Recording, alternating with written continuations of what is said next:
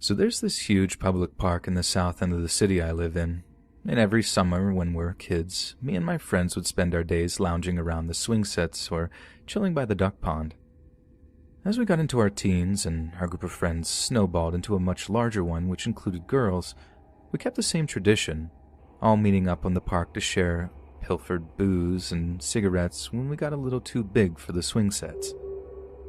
So this whole thing takes place after a long day in the sun, as we're all going our separate ways. I was part of one larger group that was headed roughly south, towards the main gates of the park that would put us back on the road. I'm talking maybe about 5 or 6 of us, all half drunk and acting dumb, all walking in one direction, when we hear one of those smaller motocross engines in the distance behind us. I've never even remotely been a gearhead, so I'm not about to tell you exactly how many cc's this thing had or the make and model. Just know we heard this thing in the distance and, at first, didn't really think anything of it. We're still walking pretty slow and the engine is getting louder and louder, so we're kind of following the sound for a minute or two before this motocross bike thing comes into view. The driver, face obscured by his helmet, stops dead when he sees us, his head jerking so the black visor is pointed directly at us.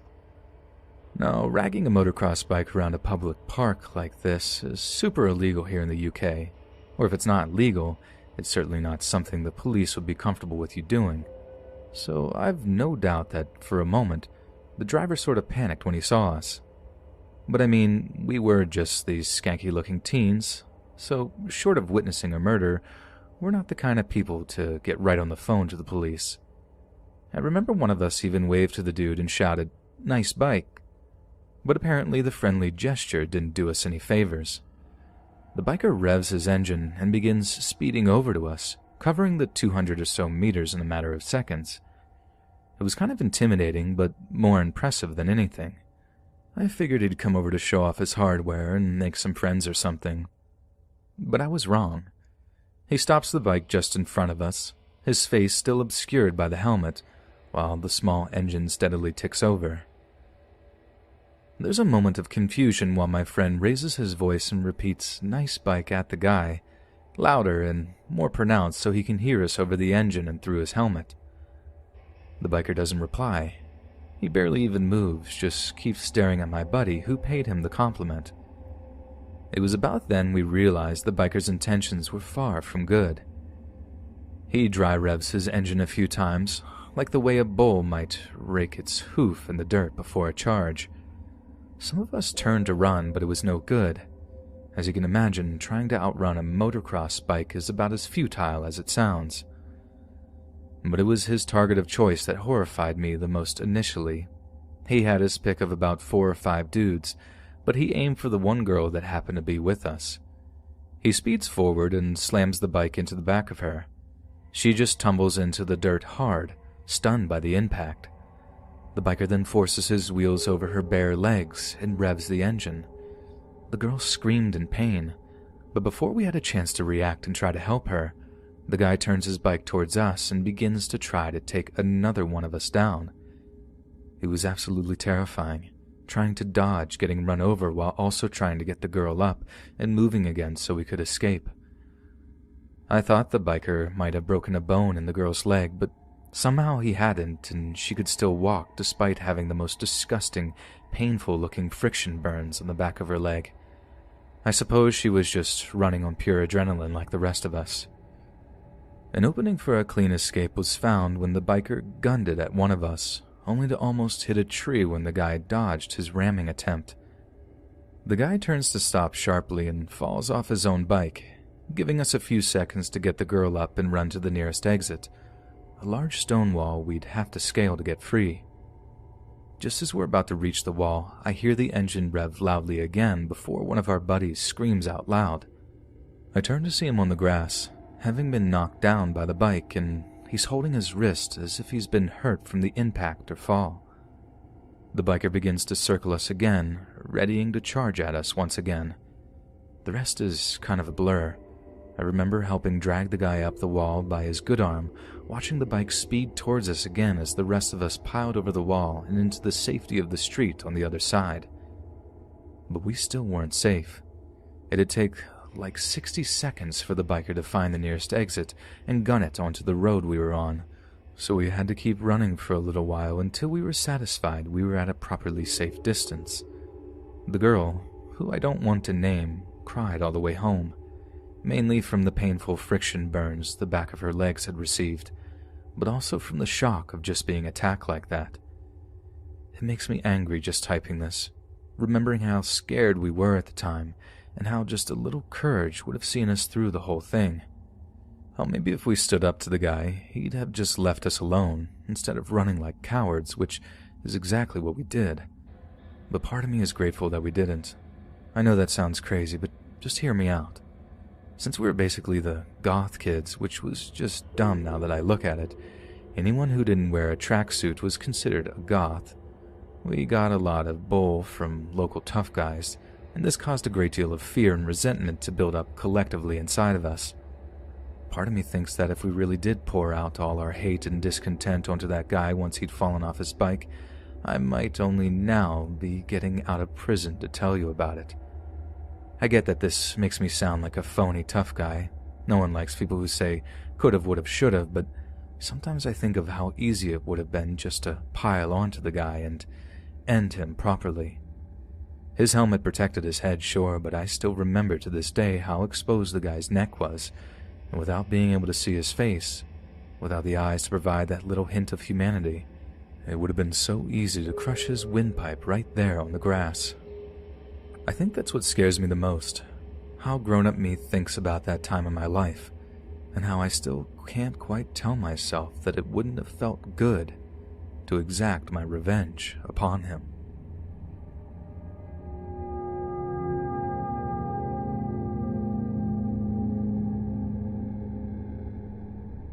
Back when I was a teenager, myself and my little group of friends used to hang around down by the river that runs through our town. We had ourselves a quiet little spot, overlooking a particularly wide stretch of the river. And the views were amazing, especially at sundown and at night.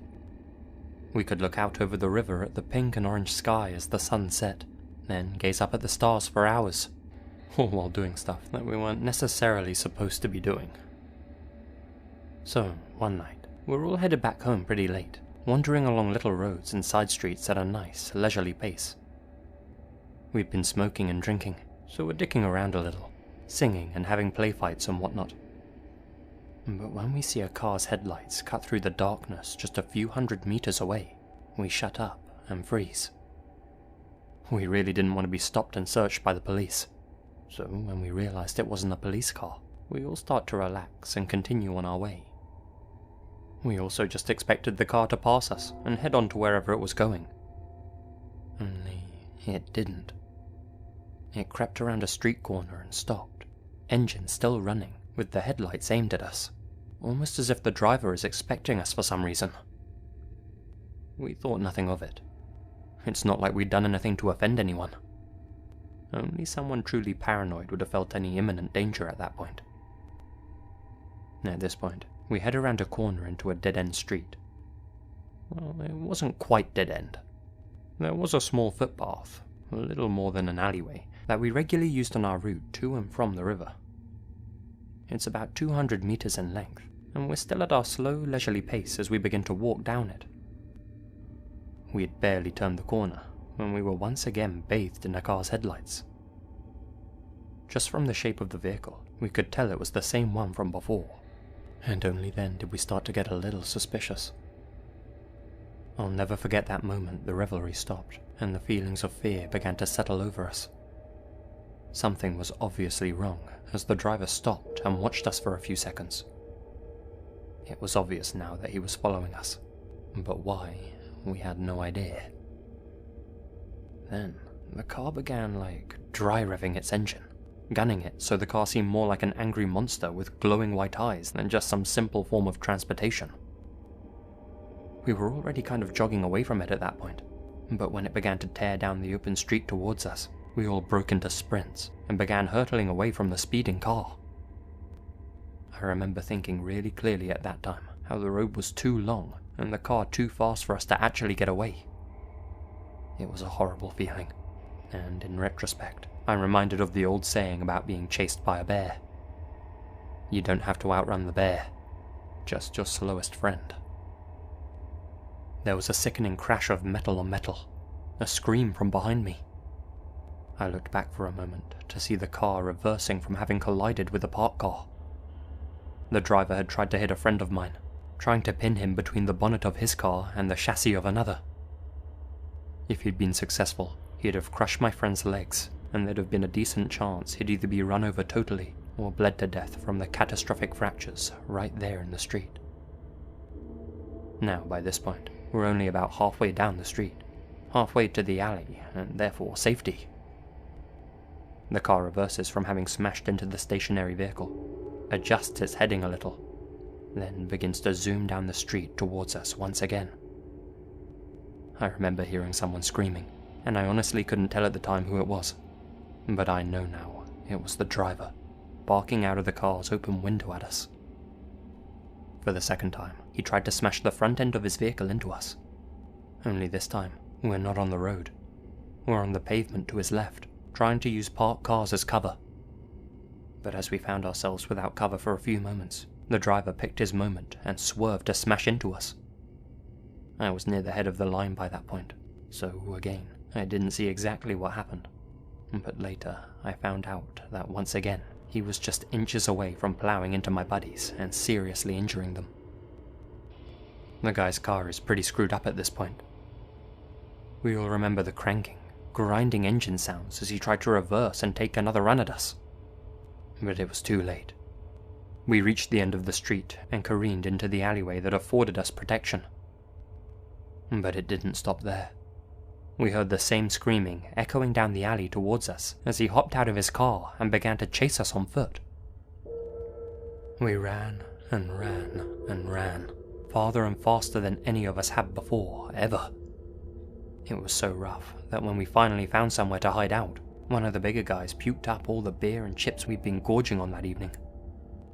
It was absolutely disgusting. Sweating, cursing, barely able to breathe from having run so fast. But in the end, we did actually get away. But that didn't mean we weren't half goddamn traumatized by what we had experienced. And for a good few days, we stayed well away from our little river spot and the roads we'd almost lost our lives on. At least until a few rumors made their way along the grapevine to us.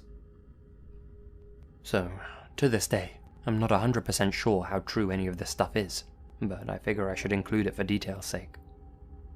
The day after, none of us had any idea what the car's number plate was. We tossed around the idea of going to the police, but it wasn't like we could be honest with them concerning what we were doing. Call it teenage paranoia, but we decided against any kind of legal recourse. The driver who had tried to kill us ended up arrested for the criminal damage he had caused to the other cars. When we heard this, we knew it was the same guy who'd chased us that night. But when more details emerged on who exactly this dude was, I think I pitied the guy more than anything. Apparently, he was a poor mechanic who relied on quick fixes of local cars for his living. In the weeks preceding the chase, he'd been targeted by car thieves, who apparently took to vandalizing his vehicles once they saw how relatively worthless they were. They had made this guy's life a living hell, night after night, for months. The guy had mistaken the car thieves for us. I was still angry about the whole thing, sure, but it wasn't directed at the guy anymore. It was directed to the callous arseholes that had driven this guy to near insanity, to the point we'd almost lost our lives as an indirect result.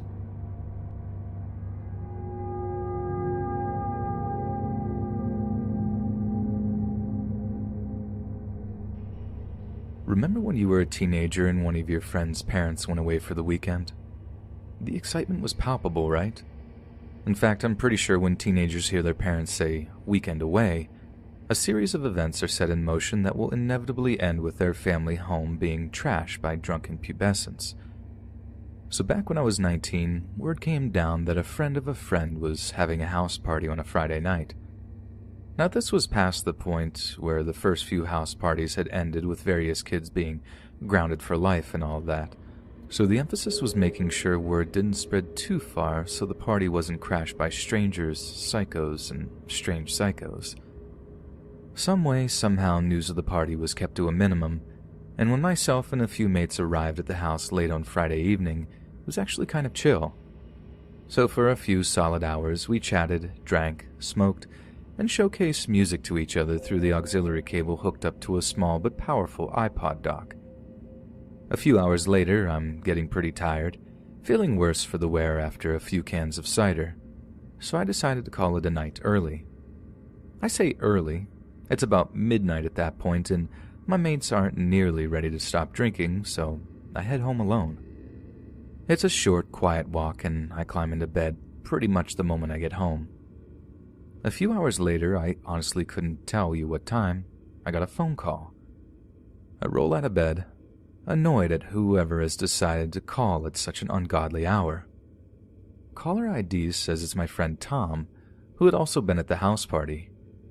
When I pick up and ask him what he wants, he tells me that Mike is dead. Mike is a mutual friend who'd been at the party too. I can hear people muttering in the background, almost like they're trying to keep their voices down. So my first thought is that it's a prank of some kind, and a bad one at that. I remember telling him pretty clearly that I didn't think that was funny in the slightest before promptly hanging up on him. I got back into bed and fell back asleep. Since I had arrived home late pretty drunk and also had my sleep interrupted by that tasteless prank call, I slept in way late. I remember waking up briefly around 10 a.m., checking my phone and finding no missed calls or texts. That was what reassured me that it had indeed been an attempt at a crappy prank. If he was for real, surely Tom would have called or texted again. But he didn't, so yeah, I thought nothing of it. That wasn't until I was woken back up by a knock on my bedroom door. It was my mom with the kind of serious look on my face that I rarely saw, if ever. "Get downstairs right now," she hissed. When I asked why, she looked straight up angry. "Get out of bed right now. Put some bloody clothes on and go downstairs." I had no idea why I would be in trouble with her, so I was in an awful mood by the time I'd put some pants on and wandered downstairs into our family's TV room. In there, sitting on the couch, were two men, dressed very smartly in suits and ties. That's about the time that Tom's phone call flashed in my mind. There was no way these two could be connected, but as soon as they spoke, I knew what was happening. "Good morning. We're from Merseyside Police. Your mum said it would be all right if we had a word with you." I was 19, a legal adult. They knew well that they could just take me down to the station if they wanted to, but they didn't.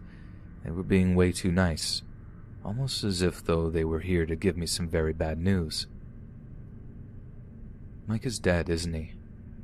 I remember asking. When one of them nodded their head, I felt awful. One of my best friends in the world had tried to tell me something world-shattering, and I basically just called him a liar. The police guys asked me a load of questions, basically none of which I had the answers to since I'd left the party early. When they were done, they thanked me and left before I immediately got on the phone to Tom to apologize and get the full story.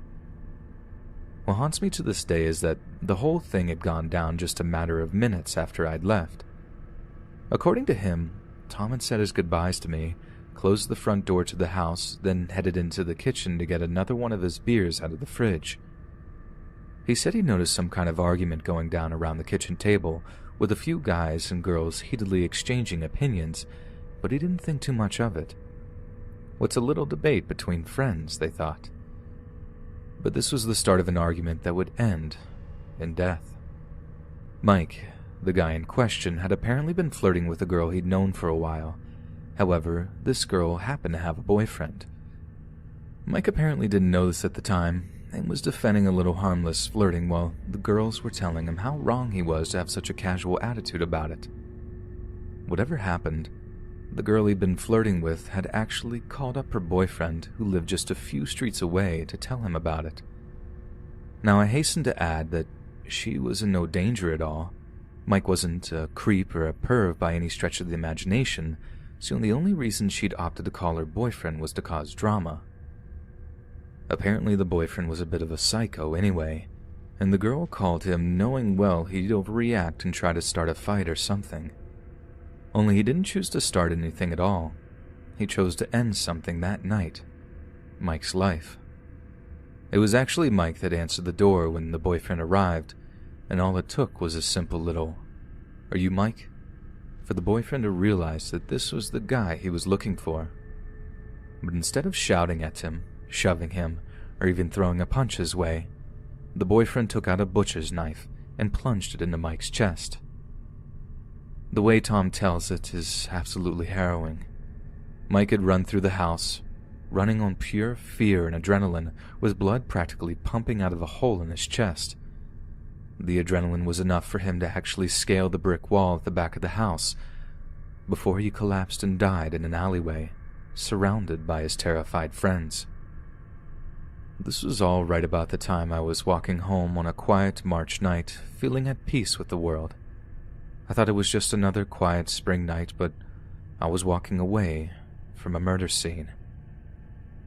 I was all chill, getting into bed, thinking everything was right with the world, and my friend was bleeding to death in a freezing alley. And that's something I don't think I'll ever get over.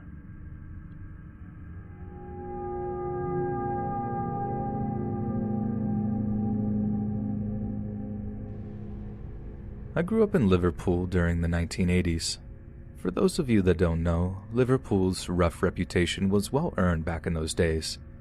Some areas of the city were simply no-go areas for police, and if by chance they ever did come around, it was to kick someone's door off the hinges before lashing them in the back of a van. We've had race riots, our own miniature crack cocaine epidemic, full-on gunfights between street gangs in broad daylight, even threats of Irish terrorism. It was one heck of a time to be alive, but generally, me and my little crew of friends kept our heads down and avoided trouble. That wasn't until one particular day when trouble found us instead. Every summer, on a large piece of parkland not far from where I was living, the local community threw a big summer fair, much like the big state fairs that go on in the U.S.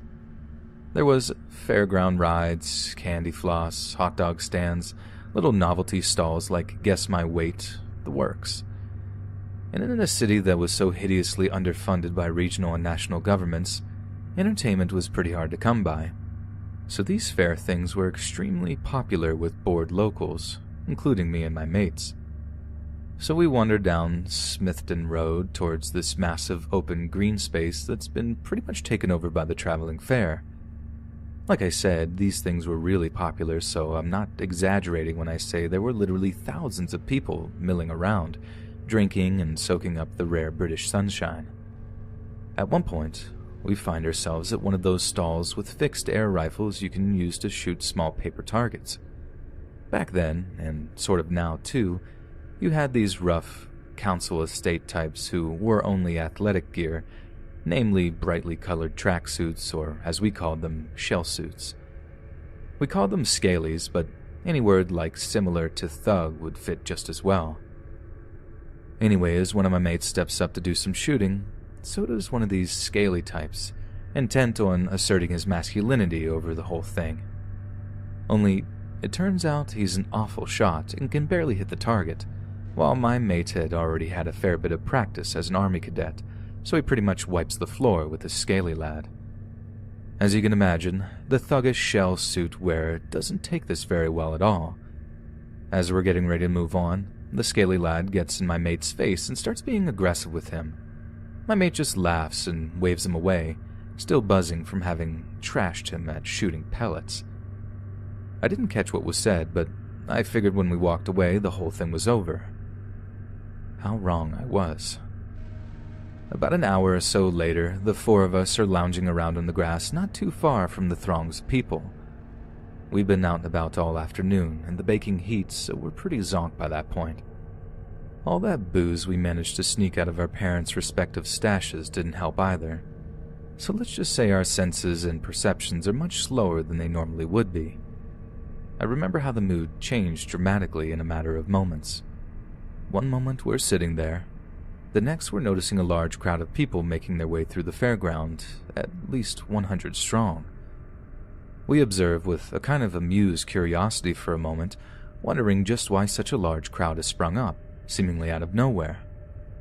Then we realized, as the crowd kind of shifts its movement, that the crowd of people, no, the gang of people, is headed towards us, with the scaly lad at the head of the pack. It was truly grim. One moment we're all chill, the next we're getting ready to run for our lives. Only we can't run. We've managed to box ourselves into a corner of the parkland that's sealed off by big iron fencing. We're trapped. The scaly lad walks right up to my mate, who he'd had the little confrontation with, and shoves him to the ground. My mate, who wasn't scared of a fight but wasn't one to initiate one, immediately tries to spring back up to his feet, but the scaly lad aims a kick squarely at his face as he tries doing so. My mate falls back, blood leaking from between his lips, completely knocked out from the sickening force of the kick. As horrible as all that sounds, it pales in comparison with the roar of approval it got from the scaly lad's accompanying gang.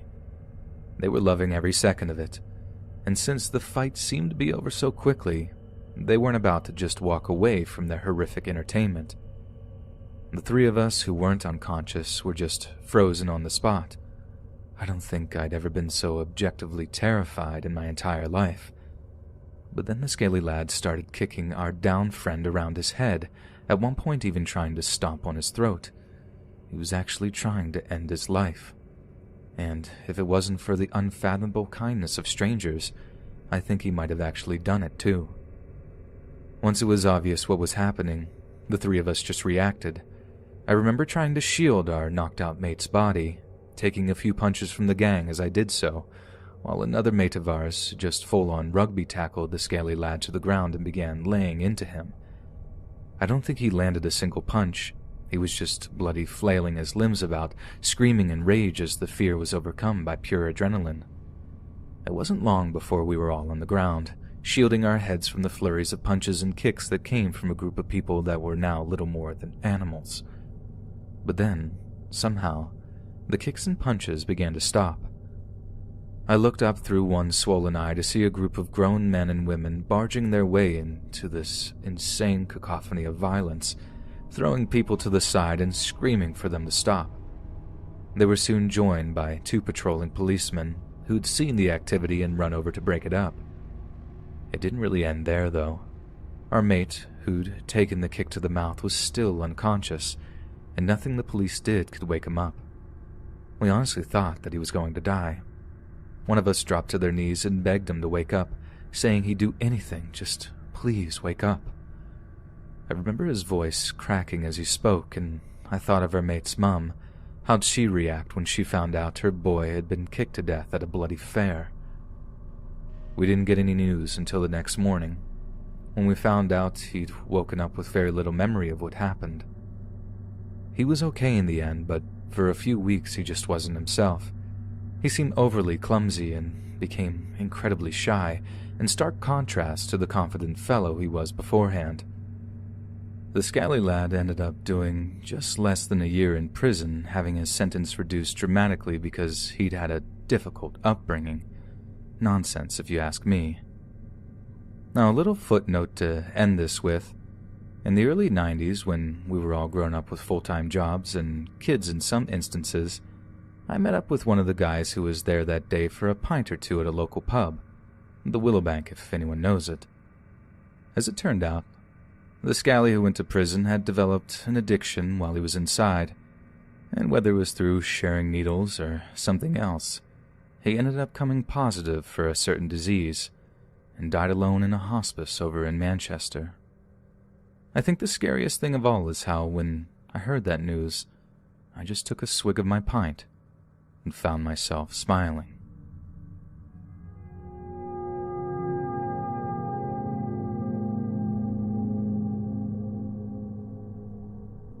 Back when I was much younger, my friends and I were into urban exploring before it was even really a thing. We grew up in a pretty rough area with a lot of old apartment buildings that had to be abandoned and eventually demolished due to asbestos. That stuff made them basically fireproof, but where fire and smoke will kill you quick, asbestos will kill you slow. But try explaining that to a bunch of teenagers actively looking for somewhere to hide from grown-ups so they can do some distinctly grown-up things. Where other people saw a decrepit, dusty dump, we saw our own little corner of paradise. A home away from home, or maybe home is too strong of a word, but you get the idea. Anyway, there was one particular estate that was almost completely bereft of inhabitants, having been gradually relocated by the city council until there must have been no more than 2 or 3 families left over. It was like an actual ghost town. Even the local corner shop had its shutters permanently down with a for sale sign quickly following its indefinite closure. But like I said, that kind of place was our bread and butter, so when they moved out, we moved in. There was this one set of high-rise flats, that's apartments to you North Americans reading, that we used to visit on the regular. The heating and other utilities had been switched off for a while, and this was in the middle of winter, so we used to stash cans of cider in the old cupboards, and they'd basically act like walk-in fridges. It got to the point that we ended up occupying one of the flats, bringing over an old nylon string guitar and other amenities so the place felt a bit more homely. So this one night, just after Christmas, about 5 of us pile into the old place to get drunk and have a sing-song. I remember that we were halfway through Bowie's Man Who Sold the World when the off-key twang of a string breaking had us all groaning with disappointment. What's more, it was the G-string. Take a moment to get all the broken G-string jokes out of your system. Okay, you done? Good. On with the story. Anyone who knows anything about playing guitar will tell you that break a top or bottom string and it's not the end of the world, but break your G-string and nothing quite sounds the same. So there we were, basically condemned to a silent disco for the night. But it didn't dampen our spirits entirely, so we committed to staying for a few hours to at least make the most of the evening. We're all just sitting around chatting bollocks and bumming smokes off of each other when one of us loudly hushes the rest before holding a single finger in the air, as if to say, "Listen." There's a brief silence, and I do mean silence. No one heard a thing, so the lad who'd shushed everyone just put it down to him hearing things. The mood softens again quickly, and we're back to drinking and just giving each other a hard time. Only a little while later, the same lad does the same hushing thing. He's not alone this time, though.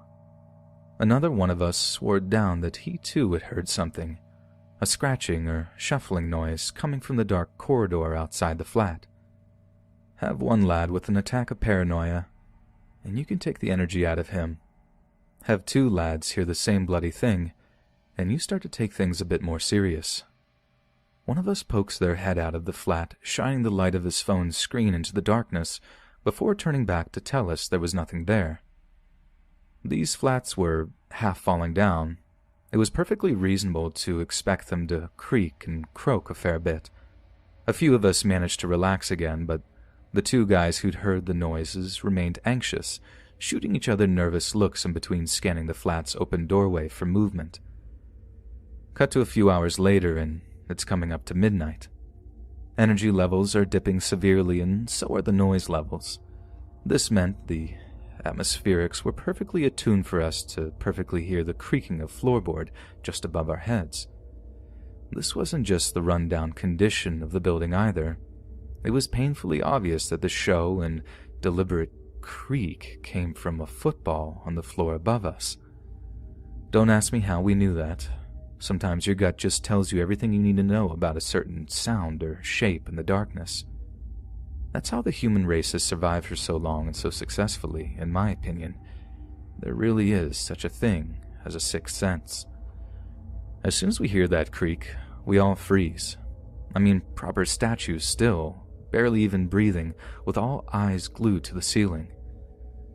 We start asking each other what that was, but we all knew someone or something was up there, and had been up there the entire time. I should add at this point we managed to compile a little collection of wooden sticks, iron bars, and other such debris that we told ourselves was our weapons stash. It was all just a bit of a joke, to be honest. They were of purely totemic value, but in the moments that followed that horrible bloody creak, I thanked that which was holy that we'd had the foresight to collect them. Each of us grabbed something to defend ourselves with before falling silent again, listening for any other creaking sounds above us. We weren't left waiting long. Another creak, then another, each one getting closer and closer to where the front entrance to the upstairs flat would be. We couldn't help but sit there, terrified, listening as whatever was up there got closer and closer to us. When the footsteps stopped, one of us plucked up the courage to creep towards the open front door of the flat and stick their head out. The next thing I know, we're just pouring down the stairs of the apartment block, with the lad who'd scouted the stairs shouting out how there's someone up there. We were scared, maybe a little over-paranoid, but over the next few days, we started to question if we'd ever seen what we thought we had. I remember seeing the shape of something on the stairs above us, but I wasn't 100% sure it was a man, and neither was anyone else if we were honest with ourselves. In the end, I had convinced myself we'd imagined the whole thing and decided to run a little experiment.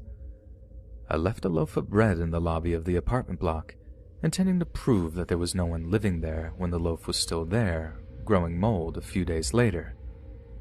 But when I got back, it was gone. Years later, we watched the council demolish those flats, as wrecking balls smashed into the brickwork and plastic window frames.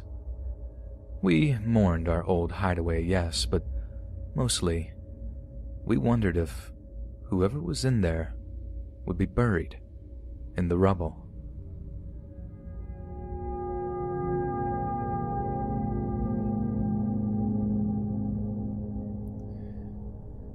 On Friday the 12th of February 1993, a woman by the name of Denise Bolger took her son James to the New Strand shopping centre in Bootle, a suburb of Liverpool in the UK. James was 2 years old at the time, just over a month away from his 3rd birthday. So he was not quite old enough to be attending nursery school, and therefore Denise would take James with her wherever she went. At around 3:40 p.m., whilst inside a small independent butcher's shop on the lower floor of the center, Denise, who had been temporarily distracted, realized that her son had disappeared. She looked around the immediate area, but it was no good. James was nowhere to be found. Denise then approached the shopping center's security guards and waited as the staff began to wander the shopping center in the hope of finding James. However, on the day in question, 2 local 10-year-old boys were playing truant from school and had decided to visit the New Strand shopping center to partake in a little mischief. Robert Thompson and John Venables often ducked out of school together, and the New Strand was a favored hangout of theirs, where they would casually shoplift and generally cause trouble for the security staff. Throughout the day, Thompson and Venables stole various items from businesses located in the New Strand, including sweets, a troll doll, some batteries, and a can of blue paint. But it seems the pair grew bored with shoplifting and had decided to up the ante. It was about then they came across James Bolger, who had wandered away from his mother Denise, who was occupied in the butcher's shop. The innocent 2-year-old was exactly the kind of new toy the pair had been looking for, and they began to lead the boy by the hand away from the shopping center and his worried mother. The pair walked the young James to the nearby Leeds-Liverpool Canal. It is here that one of the worst crimes in the history of the city began. It is not known if it was Venables or Thompson who decided to act first, but we know that James suffered his first injuries at the canal location when one of the older boys picked up the toddler and dropped him on his head, causing grievous injuries to his face and cranium. The trio then began to walk almost 5 kilometers across the city of Liverpool, where perhaps some of the most haunting events of the crime took place. Nearly 40 witnesses later reported that they'd seen the 2 10-year-olds with their 2-year-old prisoner, who was apparently crying his eyes out and did absolutely nothing. Only 2 people challenged the 2 boys on why they were leading the injured toddler around, but were seemingly convinced by Venables and Thompson's claims that the boy was their little brother, or that they were taking the lost and injured boy to a nearby police station. Given that, at the time, they were just minutes from an actual police station, it would have seemed that their story was genuine. But their claims of caring for the boy's welfare were far from true. and it is from here that the real nightmare begins. Eventually, the boys arrived in the village of Walton, and with Walton Lane Police Station across the road facing them, they hesitated and led James up a steep bank to a railway line near the disused Walton and Anfield Railway Station, close to Anfield Cemetery. Here, they began to torture him. One of the boys threw some of the blue modeling paint they'd previously stolen into young James' left eye. They kicked him, stamping on the boy's fragile body, before throwing bricks and stones at him. Batteries were placed in Bulger's mouth, and according to police, some batteries may have been inserted into his anus. Finally, the boys dropped a heavy iron bar, described in court as a railway fish plate, onto the young James. He sustained 10 skull fractures as a result of the bar striking his head.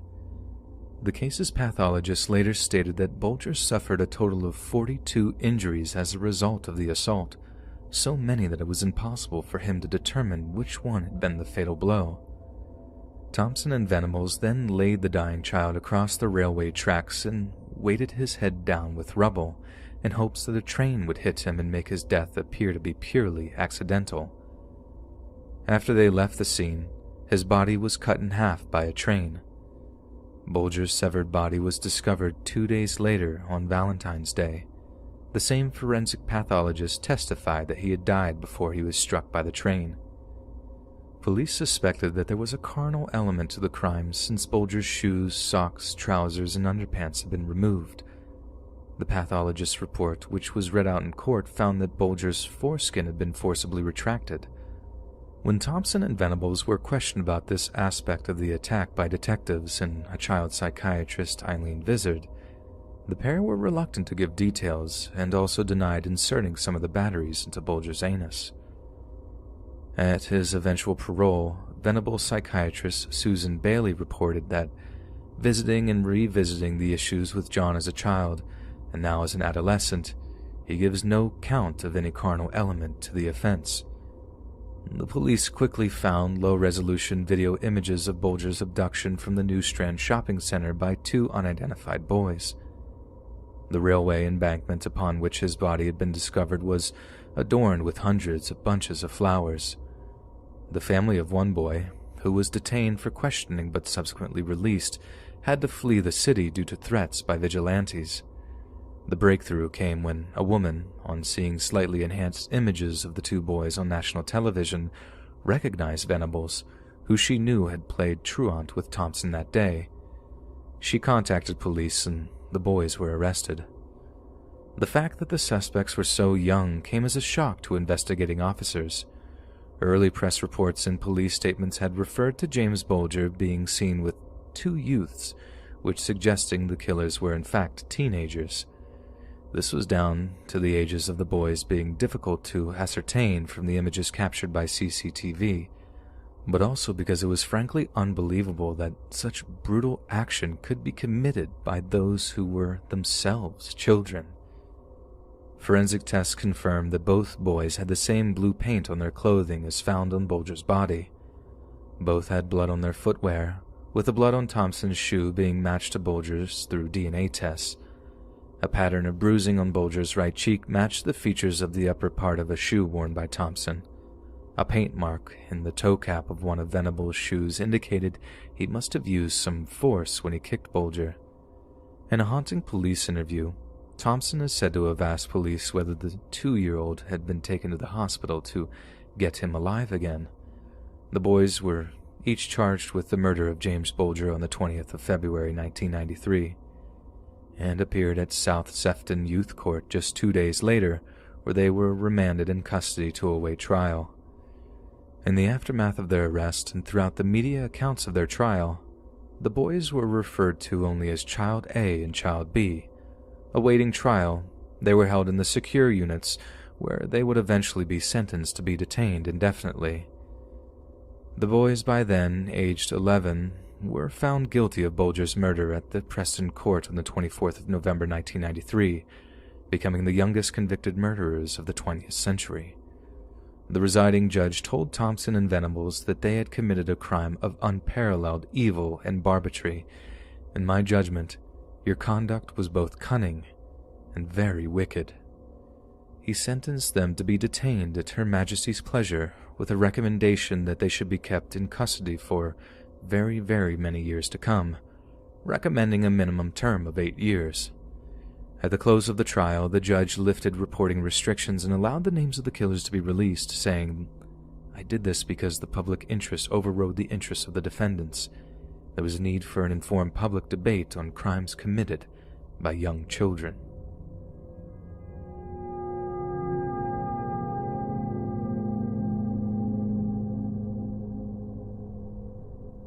At about 8:15 a.m. on the morning of Wednesday the 13th of March 1996, Thomas Hamilton, a 43-year-old former shopkeeper from Glasgow, was seen scraping ice off his van outside his home at Kent Road in Stirling. He departed shortly afterwards, driving about 5 miles north to the south town of Dunblane. Hamilton arrived at Dunblane Primary School at around 9:30 that morning and parked his van near a telephone pole in the car park of the school. Hamilton then cut the cables at the bottom of the telephone pole, severing communications to several nearby houses before making his way across the car park towards the school buildings. Hamilton had intended to cut the phone lines to the school itself, but had selected the wrong telegraph pole. He then headed towards the northwest side of the school to a door leading to the toilets in the school gymnasium. After entering, he made his way to the gymnasium. In the gym was a class of 28, 7, and 8-year-old pupils preparing for a PE lesson, being supervised by 3 adult members of staff. Before Hamilton entered the gym, the staff heard 2 loud bangs coming from the hallway outside.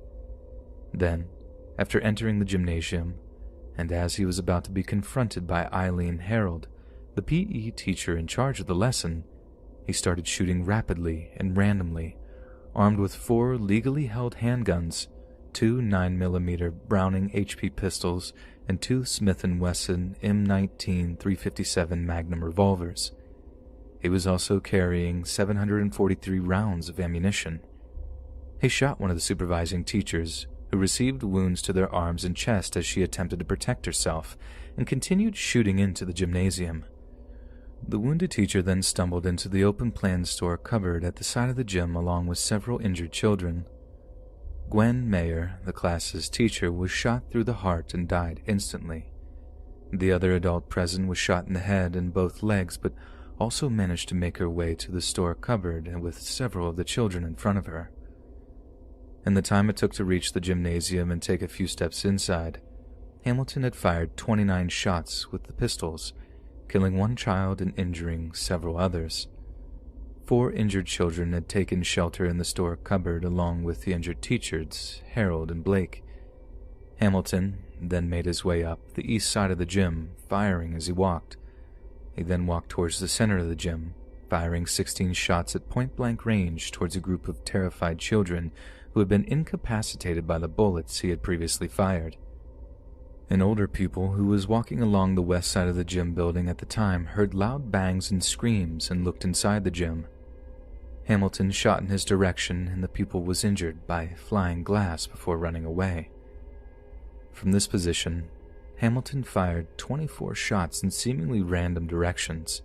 He fired shots towards a window next to the fire exit at the southeast end of the gym, possibly at an adult who was walking across the playground, and then fired 4 more shots in the same direction after opening the fire exit door. Hamilton then exited the gym briefly through the fire exit, firing another 4 shots towards the cloakroom of the library, striking and injuring Grace Tweddle, another member of the staff of the school. In the mobile classroom closet to the fire exit where Hamilton was standing, Catherine Gordon saw him firing shots and instructed her class to get down onto the floor before Hamilton fired 9 bullets into the classroom, striking books and equipment. 1 bullet passed through a chair where a child had been sitting seconds before. Hamilton then re-entered the gym, dropped the pistol he was using, and took out one of the 2 revolvers he was packing. He put the barrel of the gun in his mouth, pointed it upwards, and pulled the trigger. A total of 32 people sustained gunshot wounds inflicted by Hamilton over a 4-minute period, 16 of whom were fatally wounded in the gymnasium, which included Mayer and 15 of her pupils. The first call to the police was made at 9:41 a.m. The call was made by the headmaster of the school, Ronald Taylor, who had been alerted by a colleague of the possibility of a gunman on the school premises. Taylor had also heard screaming inside the gymnasium and had seen what he thought to be cartridges on the ground.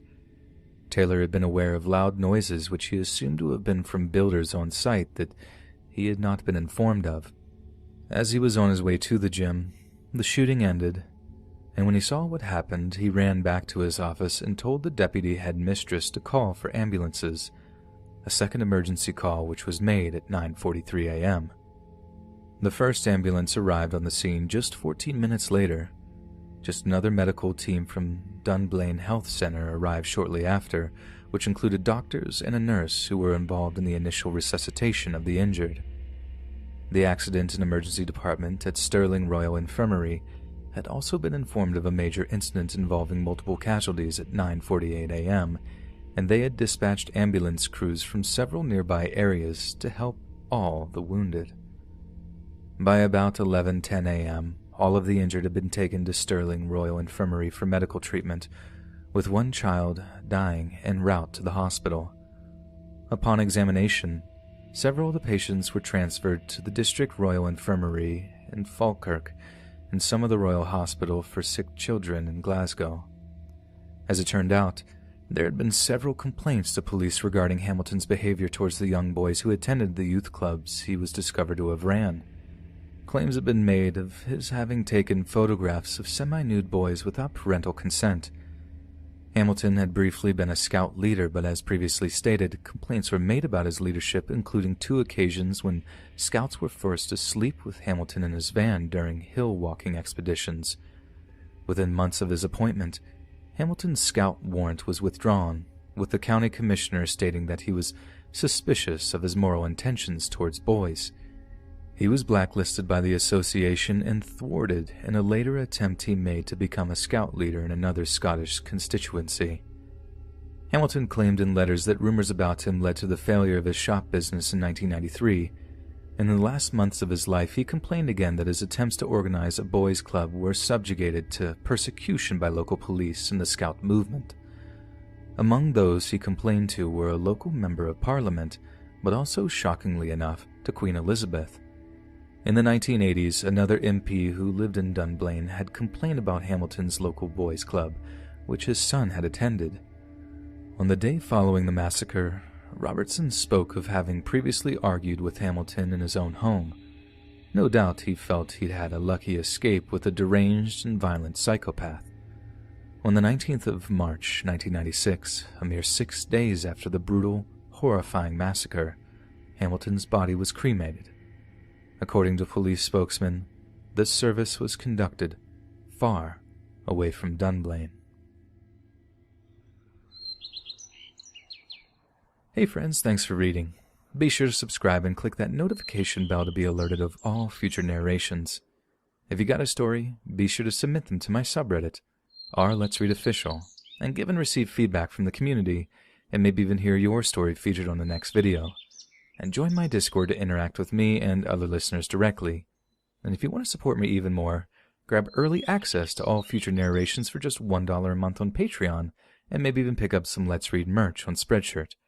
And check out the Let's Read podcast, where you can hear all these stories in long compilation form and save huge on data.